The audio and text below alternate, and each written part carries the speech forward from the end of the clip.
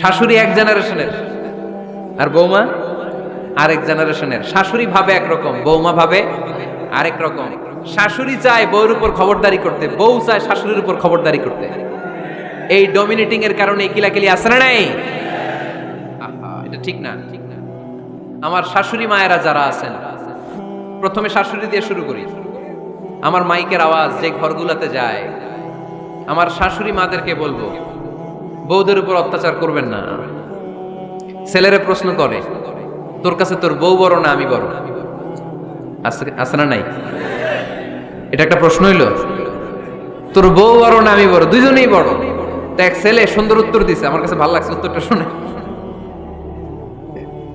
এক মা প্রশ্ন করছে, তোর এতদিন আমি লালন পালন করে বড় করলাম, জীবন যৌবন তোর জন্য শেষ করলাম, আজকে বউ পাইয়া বউ তোর আপন হয়ে গেল? এবার ছেলে উত্তর দিছে, মা, আমার মুখ থেকে মা ডাক শোনার জন্য তুমি কি কষ্টটাই না করছো জীবনে। 10 মাস আমারে পেটে ধারণ করলা, খাইতে পারো নাই, বমি করছো, খালি ওষুধ খাইছো, তোমার পেট কেটে আমারে বের করা হয়েছে, 2 বছর আমারে দুধ খাওয়াইছো, পেশাব পায়খানা পরিষ্কার করেছো। বয়স যখন 3-4 তখন তোমার আমি মা ডাকছি। এই মা ডাকটা শোনার জন্য তুমি এত কষ্ট করছো। আর আরেকবারের মাইয়া এই ঘরে আইসাই তোমার মা ডাকা শুরু করছে। যেই মেয়েটা তোমারে মা ডাকে সে আমার আপন হবে না কেন মা? ঠিক কিনা? এই মা ডাক শোনার জন্য তুমি এত কষ্ট করলা, আমার লালন পালন করলা, 10 মাস পেটে ধরলা, পেশাব পায়খানা পরিষ্কার করলা, এরপরে মা ডাক শুনতে পারছো। আর আরেকবারের মেয়ে জানা নাই চিনা নাই এসেই তোমার ডাকা শুরু করছে মা। তো যে আমার মারে মা ডাকে তার স্থান তো আমার কলিজায়, ঠিক কিনা? শাশুড়ি আম্মারা যারা আছেন, প্লিজ বৌমাদেরকে কষ্ট দিয়েন না। অনেক শাশুড়ি আছে পান থেকে চুন খসলে রেগে যায়, পদে পদে স্ত্রীর ভুল ধরে, বউয়ের ভুল ধরে, আছে না নাই? এটা করবেন না। সে তো নতুন, আপনার অনেক এক্সপিরিয়েন্স হতে তার সময় লাগবে। তাকে সময় দিন, তাকে ভালোবাসুন, ঠিক কিনা? না বুঝে সামান্যতে বৌমারে বদদোয়া দেয়, এরকম আছে না নাই? কিন্তু বুঝতে চায় না, বৌমারে যদি বদদোয়া দেয় তাহলে তার নিজ ছেলের পরিবারের ক্ষতি। পেটে ধরা যে ছেলে, ছেলের পরিবারের কিন্তু ক্ষতি, তার আপন নাতি নাতনিদেরই ক্ষতি। আওয়াজ করে বলেন ঠিক কিনা? বৌমাকে বদদোয়া দিয়েন না।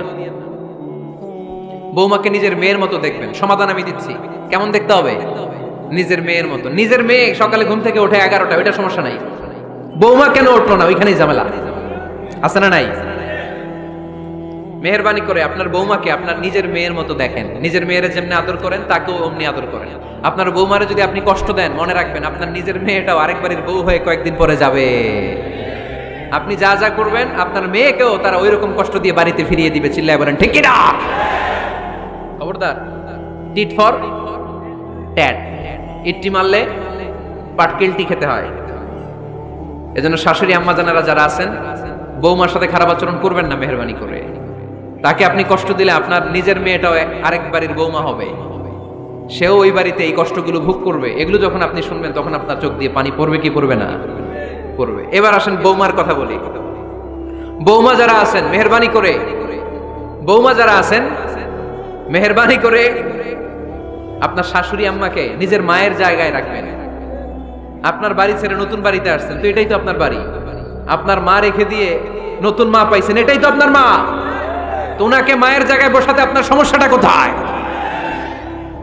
বৌমারা খেয়াল রাখবেন, আপনি আপনার শাশুড়ির সাথে যে আচরণটা করতেছেন, আপনার শেষ বয়সে আপনার ছেলের বিয়ে দেওয়ার পরে যে বৌমাটা আসবে ওই আচরণই আপনাকে ফিরিয়ে দিবে। The nature has its own return. প্রকৃতির একটা মাইর আছে, এটা শেষ মাইর, এটা শেষ খেলা। প্রকৃতির খেলা বড় খেলা। আপনি আপনার শাশুড়ির সাথে যে আচরণ করবেন, আপনার শেষ বয়সে আপনিও একদিন শাশুড়ি হবেন, এটা মাথায় রাখবেন। ওই আচরণই আপনি ফিরে পাবেন। আওয়াজ করে বলতে হবে ঠিক কিনা? এজন্য 9 নম্বর পয়েন্টস হচ্ছে মিউচুয়াল রেসপেক্ট। সবাই যেন সবাইকে ভালোবাসি। দোষ ছাড়া মানুষ নাই, সবার দোষ আছে। আমরা যেন একে অন্যের দোষ না খুঁজি। বৌমারা, আপনাদের কেন যদি আমার মাইকের আওয়াজ যায়, অল্প কিছু টেকনিক অবলম্বন করলে আপনি আপনার শাশুড়ির মন জয় করতে পারবেন। শাশুড়িরা আসলে বেশি কিছু চায় না, আগের জামানার মানুষ তো, এদেরকে ওইভাবে হাত করতে হবে। মাঝে মাঝে একটু শাশুড়ির মাথায় তেল দিয়ে দেন, চুলে তেল দিয়ে দিবেন আর কি, মাঝে মাঝে চুল আশ্রয় দিবেন। এগুলো কিন্তু খুব পছন্দ করে শাশুড়িরা। ওনার প্রেশারটা একটু মেপে দিবেন, ডায়াবেটিক্সের ওষুধটা খাইলো কিনা সময় মতো খোঁজ নেবেন, কি পছন্দ করে খেতে একটু রান্না করে দিবেন। যেই বক্তার ওয়াজ শুনতে পছন্দ করে ওই বক্তার ওয়াজগুলো ডাউনলোড করে শাশুড়ি আম্মাকে দিবেন, ইসলামী বই দিবেন। দেখবেন বয়স্ক নারীরা মাহফিল যেতে খুব পছন্দ করে, ওয়াজ শুনতে খুব পছন্দ করে, নবীদের কাহিনীগুলো শুনতে পছন্দ করে। বসায় বসে একটু কাহিনীগুলো শোনাবেন।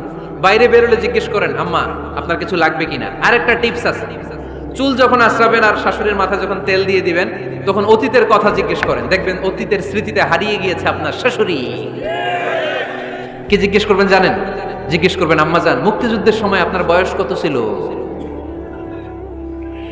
ওই সময় মুক্তিযুদ্ধের সময় আপনাদের এলাকায় কি কি হয়েছিল মা? আরেকটা প্রশ্ন করবেন, মা বিয়ের সময় আপনি কেমন ছিলেন?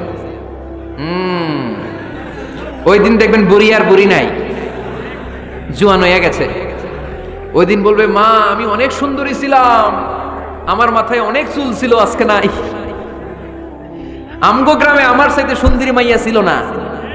অতীতের স্মৃতিতে স্মৃতি হাতড়াতে হাতড়াতে তিনি হারিয়ে যাবেন। জিজ্ঞেস করবেন যে মা শীতকালে আপনাদের দেশে কি পিঠা বানাতেন আপনি যখন ছোট ছিলেন, আপনার বাপ চাচারা কি করতো? এগুলো জিজ্ঞেস করলে উনি স্মৃতির পাতা হাতড়াতে হাতড়াতে চোখ দিয়ে দাঁড় দাঁড় করে ওনার পানি ঝরতে শুরু করবে। আপনার জায়গায় ওনার হৃদয়ের মনি কোঠায় এমন জায়গায় বসবে আপনার ছাড়া উনি কিছুই বুঝবে না। বৌমারা এই অল্প কিছু টিপস অবলম্বন করে আপনারা আপনাদের শাশুড়ির মনকে জয় করতে পারেন। শাশুড়ি বৌমার দ্বন্দ্ব আমরা চাই না। আমরা চাই শাশুড়ি বৌমাকে নিজের মেয়ের মতো জানো, আর বৌমার শাশুড়িকে আপন মায়ের মতো ভালোবাসো, ঠিক কিনা? এই মিউচুয়াল রেসপেক্টই পারে শাশুড়ি বৌমার দ্বন্দ্বকে দূর করতে আর ঘরটারে শান্তির টুকরা বানাতে। আওয়াজ করে বলেন ঠিক কিনা? কয়টা গেল? আর আছে কয়টা? দোয়া করবেন একে অপরের জন্য। দোয়া সাইয়েদনা ইব্রাহিম ফ্যামিলির জন্য দোয়া করতেন, রব্বি জাআলনি মুকিমাস সালাতি ওয়া মিন যুররিয়াতি রব্বানা ওয়া তাকাব্বাল দুআ। ও আল্লাহ আপনি আমার নামাজ কায়েমকারী বানান, আমার কলিজার টুকরা সন্তান ইসমাইলকেও নামাজ কায়েমকারী বানান। আমার দোয়াটা আপনার দরবারে আপনি কবুল করে নেন। সুবহানাল্লাহ পড়েন। রব্বানা ইন্নী আসকানতু মিন যুররিয়াতি বিওয়াদিন গায়রি যী যারইন ইনদা বাইতিকাল মুহাররাম। ও আল্লাহ আমার সন্তান সন্ততি আমার ফ্যামিলিকে ধুধু মরুপ্রান্তর এই উপত্যকার মধ্যে তোমার কাবা ঘরের সামনে রেখে গেলাম, তাদেরকে তুমি নামাজ কায়েমকারী বানিয়ে দিও।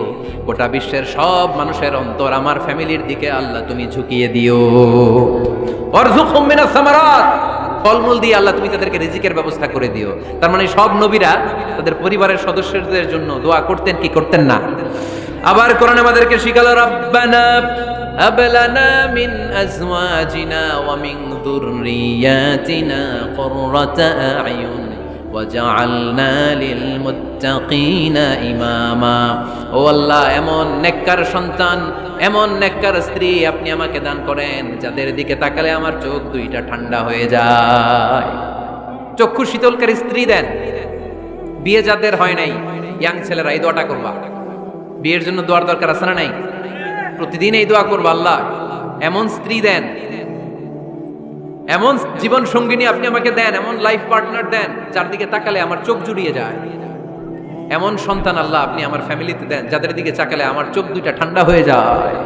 নেককার সন্তান নেককার স্ত্রী আল্লাহর কাছে দোয়া করে চেয়ে নিতে হয়। তাহলে ফ্যামিলি মেম্বার একে অপরের জন্য দোয়ার দরকার আছে না নাই? বাবা দোয়া করবে ছেলের জন্য, ছেলে করবে বাবার জন্য, মা দোয়া করবে মেয়ের জন্য, মেয়ে করবে মায়ের জন্য, ভাই করবে বোনের জন্য, বোন করবে ভাইয়ের জন্য। দোয়ার দরকার আছে না নাই? দোয়া করবেন সবাই সবার জন্য। এই যে কোরআনের